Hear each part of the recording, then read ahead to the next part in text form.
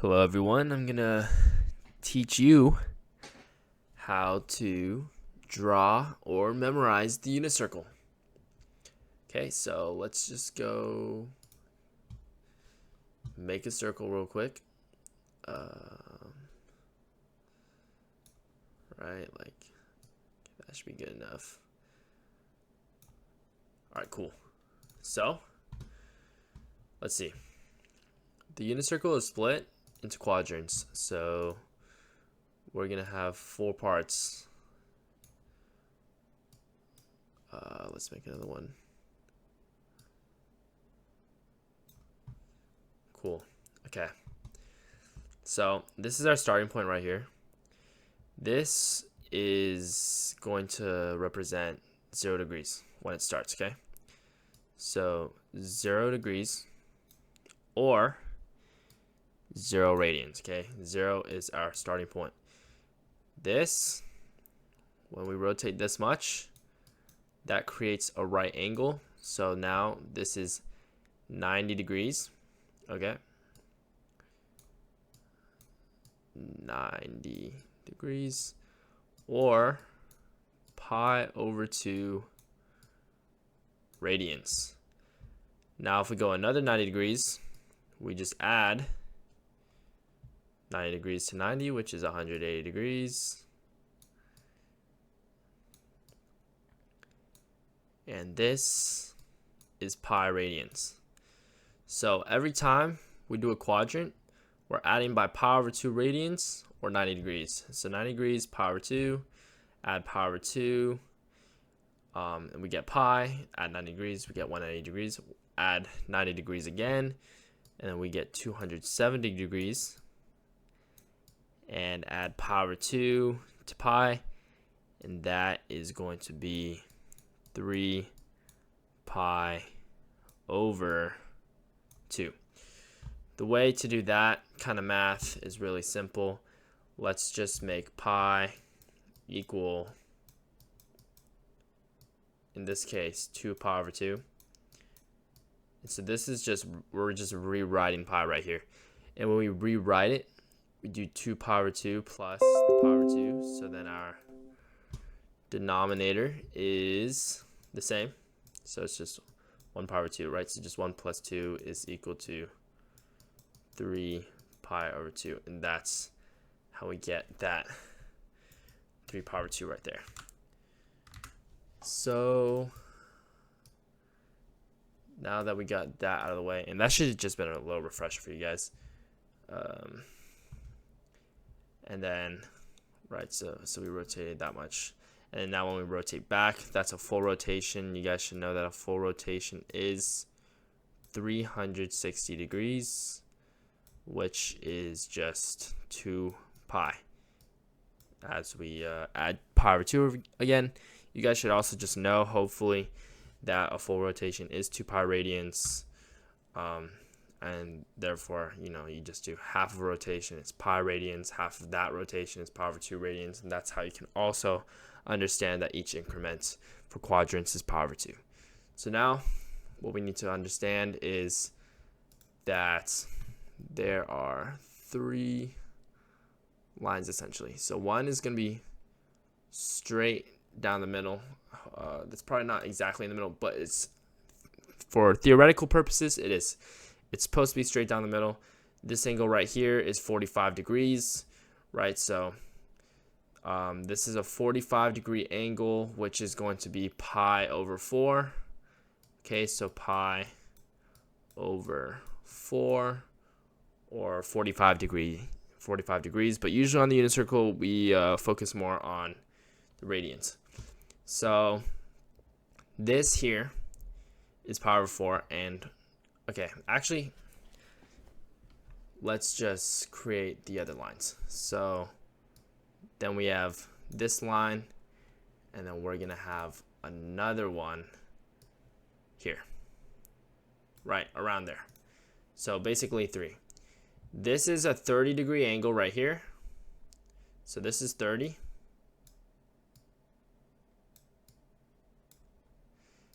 This angle is 45, and this angle, so this whole thing is 60. Okay, so this small one is 30. These two combined is 45. These three combined is 60 degrees. And when it's a 30-degree angle, then the denominator is pi over 6. So you can just, and this one is a 60, then it's pi over 3. So you can just remember that those are going to be opposites. So when it starts with a 6, then it's pi over 3. When it starts with a 3, then it's pi over 6. And also you can just, this just makes sense in this order, because when we go from 0, this denominator decreases as the degrees get greater, as the angle becomes bigger. And that is because while the angle becomes bigger, the denominator needs to decrease, because whatever you're dividing by needs to be smaller to make a bigger number, right? So this is pi over 6, pi over 4, pi over 3. So now, because we know that, we can, this angle matches with this. We can just create another line. So these are all corresponding to the 30-degree angle. These are all multiples of 30. And you don't really need to memorize what these angles are, but you can just add. But we do need to know the radians. So this one is going to end up becoming, so this is pi over 3. This is going to be also pi over 3, but the numerator changes. So the numerator is 2. The reason we know that is the pattern goes, it's just the typical pi over 6, pi over 4, pi over 3. You need to remember that. And then the pattern is 1 less than the denominator, right? So this numerator is equal to the denominator minus 1. This is in the second quadrant, okay?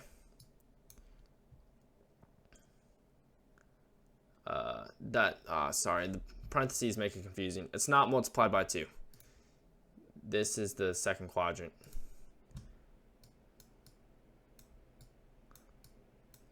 Okay, second quadrant. Now, when we go over here, it's 4 pi over 3. So in the third quadrant, the numerator is equal to the denominator plus 1. So that is our pattern there in the third quadrant. So you guys just need to memorize this pattern and memorize the first quadrant, and you'll be good.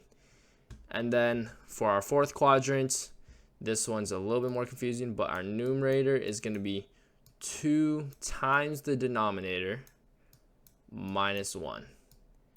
And that's our fourth quadrant. So 2 times 3 is going to be 6, minus 1 is 5. So 5 pi over 3. And that's how you can understand all of these. It's going to be the same when we do pi over 4. So then it becomes 3 pi over 4, and then it becomes 5 pi over 4, and then it becomes 7 pi over 4. Pi over 6 is going to follow the same thing. So in the second quadrant, it'll be 5 pi over 6, then 7 pi over 6, and then 11 pi over 6. So you just got to memorize this pattern.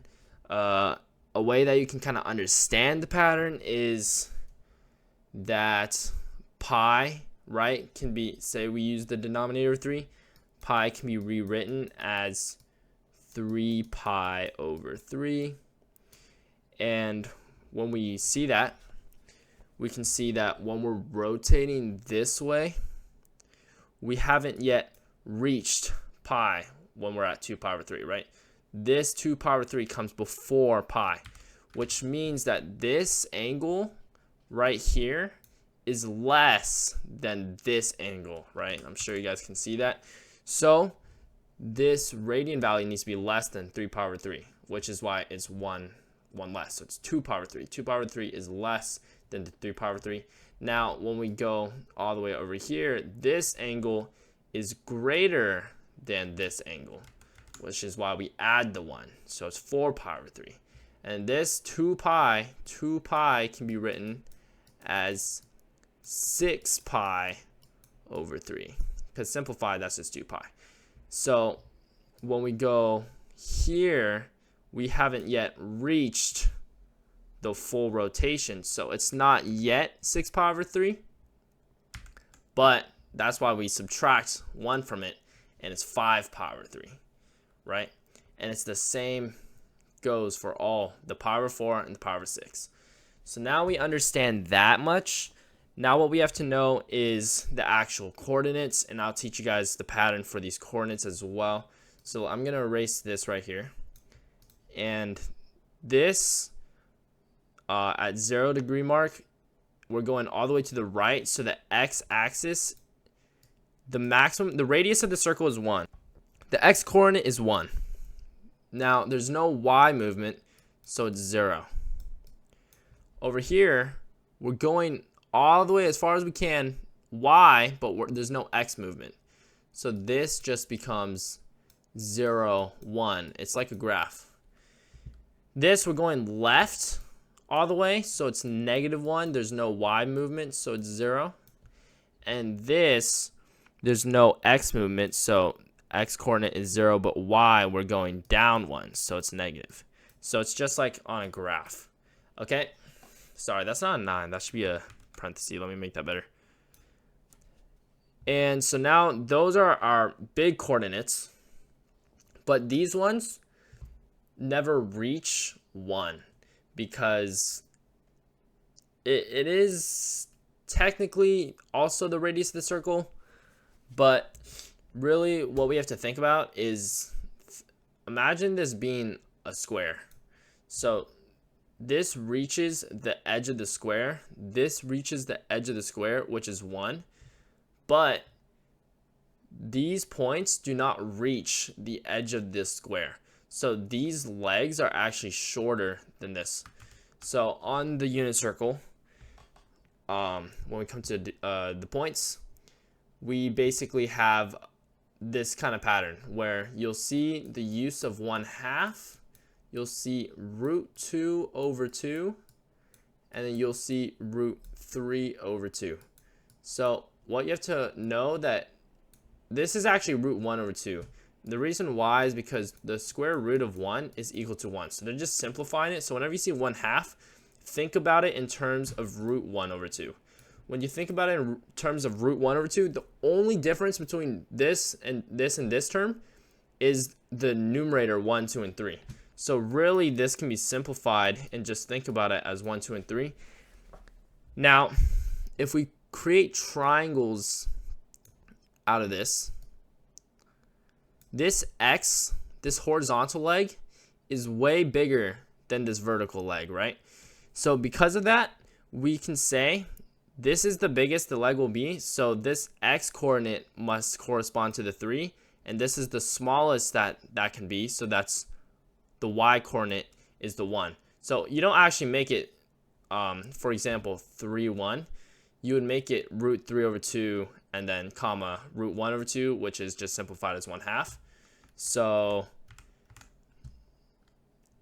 here, let me make some room here. This coordinate, right, that x is going to be bigger, so it's √3 over 2, and then the √1 over 2, which is just simplified to 1/2. So that's that coordinate. So this 45 degree, this leg, and this leg, these are the, theoretically, I know it might not look on the drawing, but these are supposed to be the exact same distance. So these are in the middle, right? So remember, we have our 1/2, our √2 over 2, and our √3 over 2. These are the same, and this is in the middle. So anything with a denominator of 4 is always going to be in terms of √2 over 2 and √2 over 2. And now this pi over 3, we have a short horizontal leg, long vertical leg, right? This y is long, so it's going to correspond to √3 over 2. This x is short, so it's going to correspond to the √1 over 2, or just 1/2. So x is short, so it's 1/2. And then y is long, so it's root 3 over 2. Now, you got to understand this full first quadrant. After that, the rest of the circle is easy as long as you remember this pattern, because this 2 pi over 3, for example, is just going to be the same coordinates as this, where if we create this triangle right here, then we go left short, right? So then because we go left on the x-axis and it's short, it's the negative 1/2 or the negative root 1 over 2.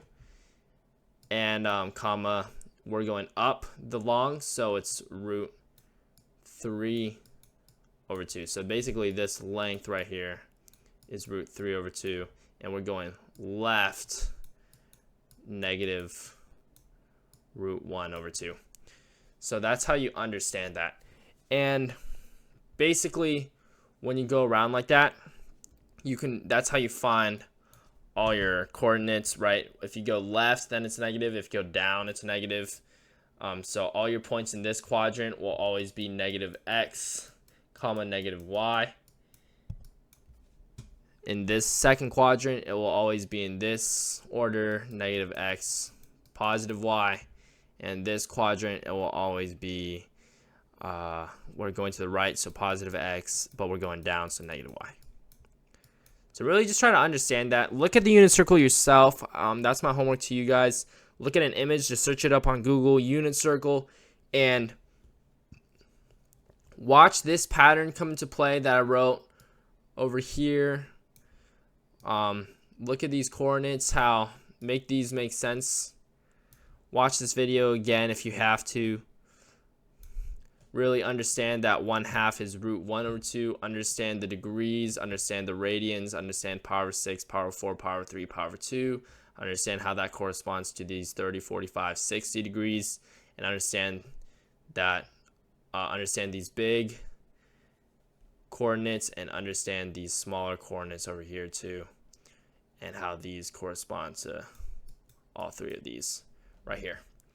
And that's it. That is the unit circle. Just keep looking at the unit circle. If you look over a few times, you watch this video maybe one more time, I'm sure you'll understand it. If you have any questions, comment down below. That's it. Peace out, guys.